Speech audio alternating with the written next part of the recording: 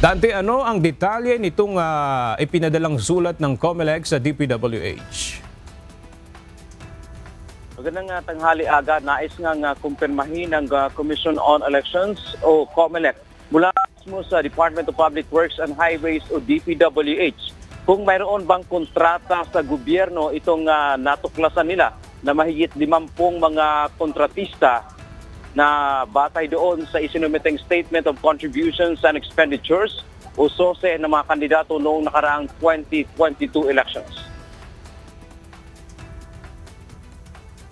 Kaugnay nito, sumulat ng aaga ang komisyon sa DPWH para sila ay mismong magkumpirma na may kontrata nga ang mga ito sa gobyerno.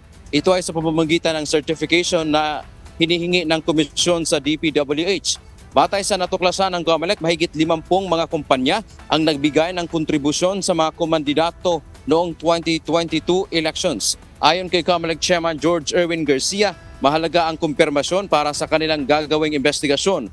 Bawal kasi sa Omnibus Election Code ang pagbibigay ng kontribusyon o donasyon sa tumatakbong kandidato, party list, political party ng korporasyon na may kontrata o kontratista sa gobyerno. Kabilang sa nakita ng COMELEC na may ibinigay sa kandidato noong 2022 elections ay si Lawrence Lubiano na nagbigay ng 30 million pesos kay Senator Chis Escudero.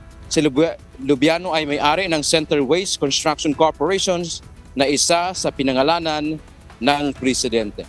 Samantala aga, kinumpirma pagkatapos ng isang panayam ngayong umaga ay kinumpirma ni Chairman George Erwin Garcia na nabigyan nila ng show cause order itong si Lawrence Lubiano, ang contributor ni Senator Chis Escudero, kung saan pinagpaliwanag ng komisyon ang nasabing personalidad kaugnay dito sa kaniyang naibigay nga na halaga kay Escudero. At sabi pa ni Chairman Garcia, inaasahan din na pinatawag din nila ito ng personal dito sa COMELEC para mahingan ng kanyang posisyon o mahingi ang kanyang panig sa issue.